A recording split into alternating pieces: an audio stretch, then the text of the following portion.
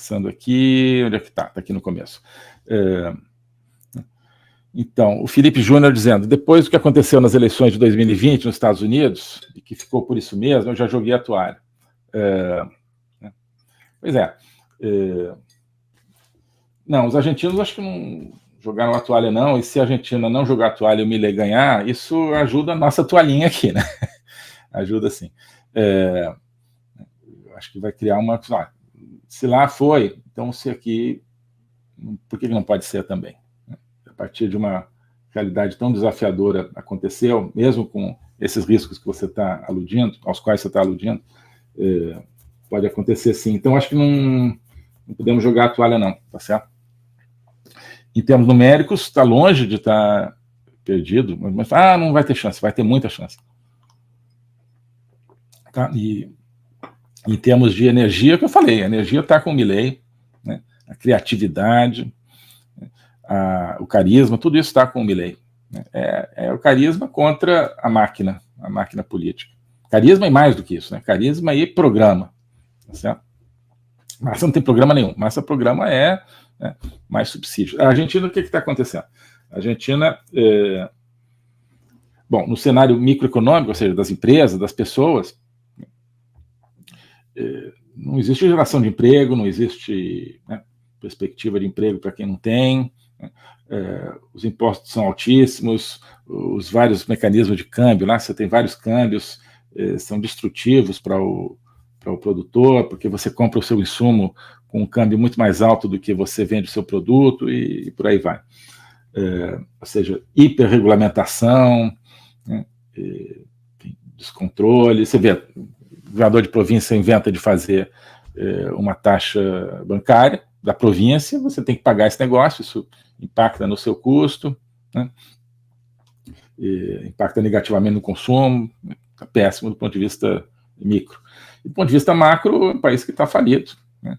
O que está acontecendo? Conseguiram empréstimo do FMI e não conseguem pagar, então agora eles estão pegando empréstimo da China para pagar os juros do empréstimo do FMI.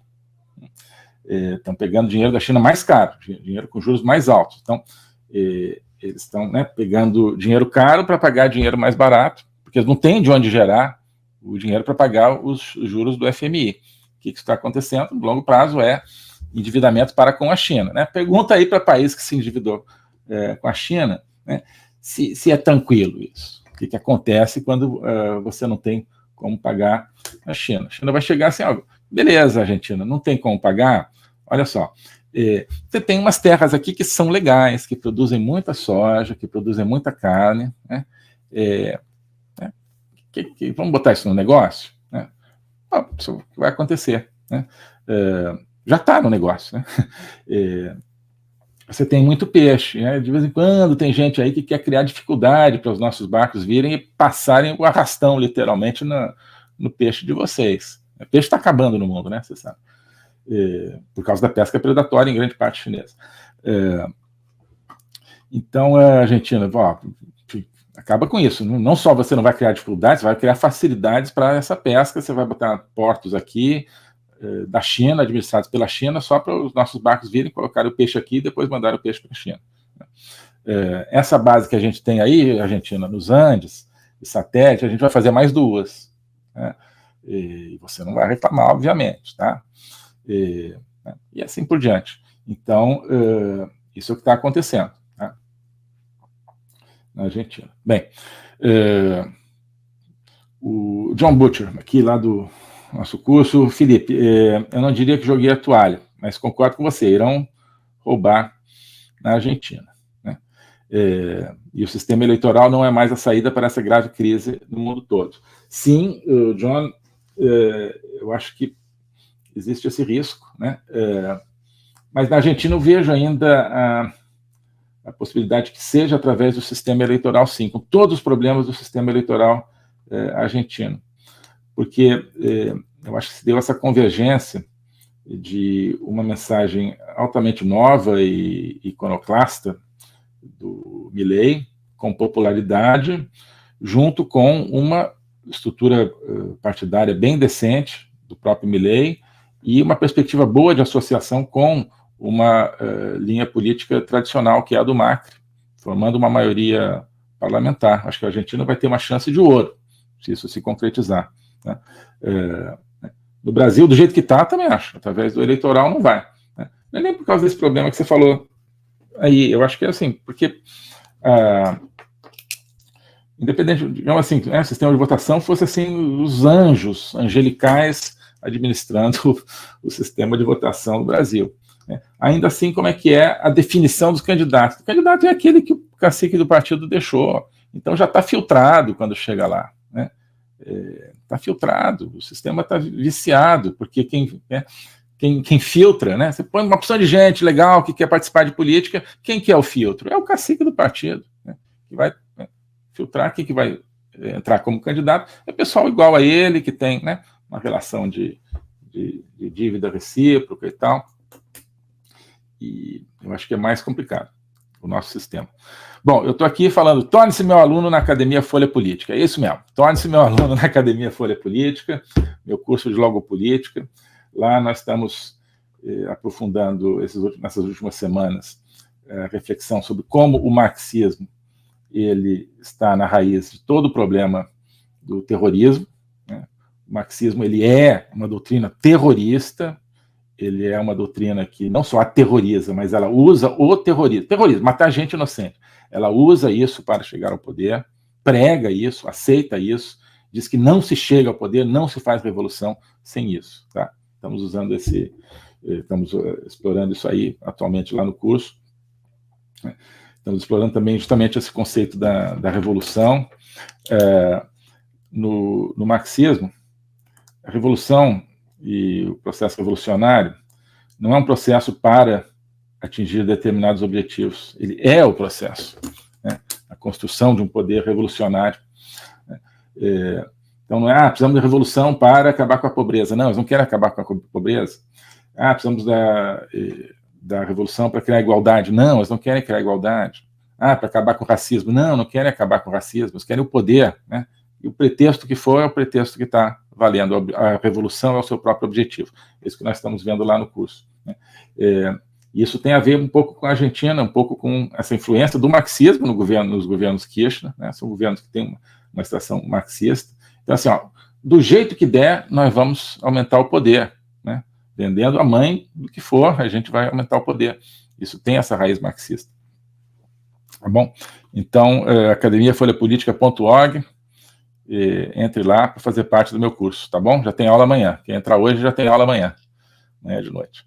Tá o Luiz Carlos Souza aqui dando boa noite, a Livani Rocha, Lu Bielefeld, a Lutz, que a imagem e o som estão perfeitos. Aqui foi antes daquele problema, mas o problema não foi da conexão, o problema foi que eu apertei o botão aqui, o cabo. Então, que bom que a imagem e o som estão boas.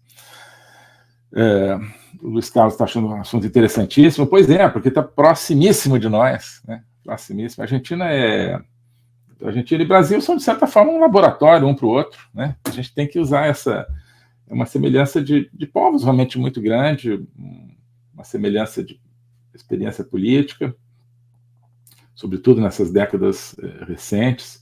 Então, somos um laboratório um para o outro. A gente precisa olhar muito para a Argentina. Não tem nenhum outro país que seja tão importante para nós nesse aspecto.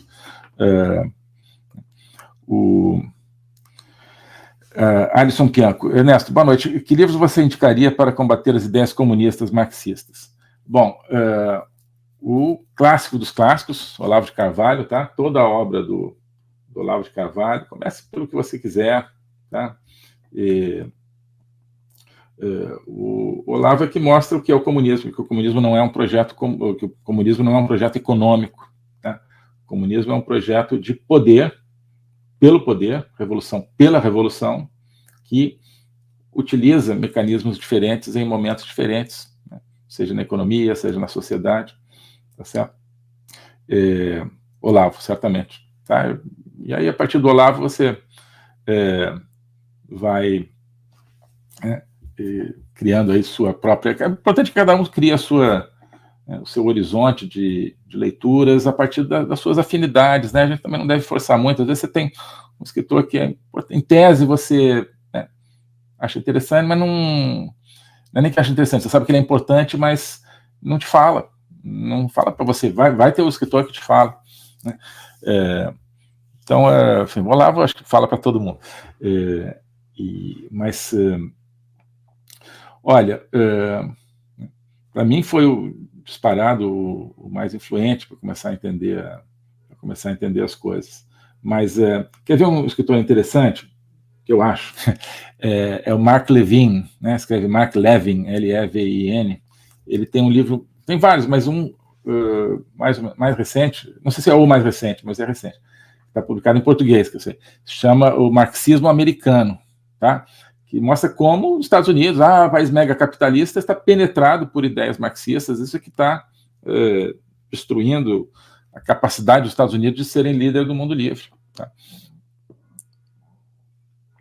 Então, ali você entende o que é marxismo na prática. Não existe mais. Existe. Não só não existe, né, na China, na Coreia do Norte, existe nos Estados Unidos, né, na reprogramação marxista de toda a sociedade.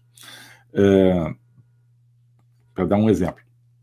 Pedro Luiz, boa noite, chanceler. Luiz Carlos e demais patriotas. YouTube não me mandou notificação da live. Olha, que coisa. Vamos ver se a gente está tendo algum... Né, se estão dando shadow ban aí. Mas... então, quem gosta das minhas lives aqui, fique atento, por favor, toda terça-feira, a menos que não tenha, né? Mas sempre tem. Então, aliás, a Agenda 2030, estamos completando a 26ª semana seguida, tem algumas semanas aqui que não foi nesse horário de terça às 8h30, quase sempre é terça às 8h30. Então, esse é o horário da live, tá certo? E código-fonte agora sempre sábado às 8 da noite, tá? Mas enfim, o YouTube tem que mandar. Matheus Veiga dando boa noite aqui. Cláudia, Josi F. O Josi disse que nem sabia da live. Olha que coisa estranha. Também não recebeu. Bom. Então, Luiz Alberto Trazi, o Carlos Armando Beneduzzi Luca, dando boa noite. Maria Georgette, o ILV. O Luiz Carlos Souza dizendo que sempre recomenda o curso do Ernesto. Obrigado, Luiz Carlos, sei que você está seguindo lá tudo, curso religiosamente aí, sempre está lá conosco e diz aqui Luiz Carlos que é aluno e saiu gratificado com saber que o ministro divide conosco. Muito obrigado. Para mim é uma gratificação também esse intercâmbio com vocês, tanto aqui nas lives quanto lá no curso, onde obviamente a gente vai mais a fundo. O globalismo existe, é uma coisa concreta. Ele é composto pelo Great Reset, do Fórum Econômico Mundial, pelo projeto hegemônico da China, pelo programa de manipulação e conquista da América do Sul pelo Foro de São Paulo e outros elementos. E esses elementos eles atuam uns em benefício dos outros, sempre, principalmente através do controle da linguagem, porque o controle da linguagem é o controle do nosso pensamento. Então nós estamos tendo o nosso pensamento reprogramado e essa reprogramação vai contra a nossa liberdade, vai contra a essência do ser humano. Isso é o globalismo. Com base nesse estudo, nessa experiência, é que eu criei o curso de Logopolítica. Toda semana eu dou aulas sobre geopolítica, literatura, filosofia, cultura de um modo geral, tudo isso em conjunto formando um espaço de conhecimento que eu denomino a logopolítica, para nós não apenas entendermos a ameaça do globalismo, mas podermos nos contrapor a ela. Se você quiser entrar nesse projeto de conhecer o globalismo e enfrentar o globalismo, clique aqui